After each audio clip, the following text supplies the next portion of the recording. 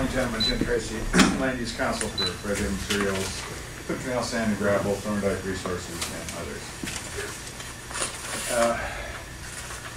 Every once in a while, the darndest people say something you disagree with, or excuse me, agree with. Mr. Hoffman stood up here and just addressed the board about his desire that we could live in a world where we disparage ad hominem attacks on individuals and concentrate on the substance of issues. Sir, I thank you.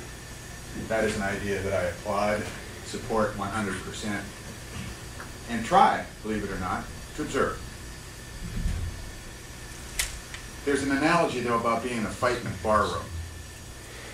When you're in a fight in a bar room and someone cracks a chair on the back of your head, you don't turn around like perhaps someone as perfect as Christ might and say, please do it again.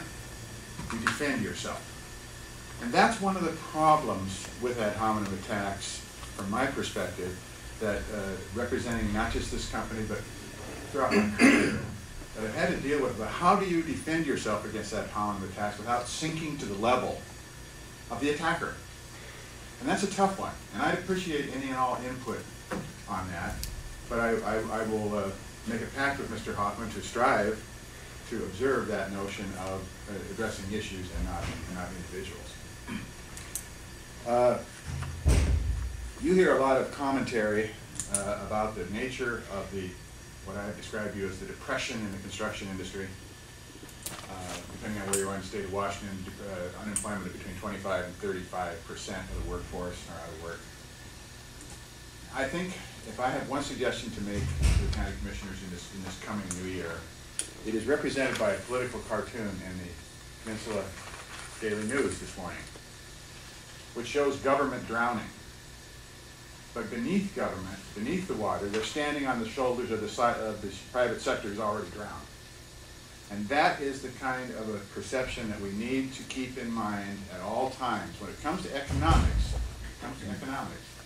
government exists as a function of the affluence of the private sector, as does environmentalism, as does the sale of pet food supplies or electronic toys, whatever.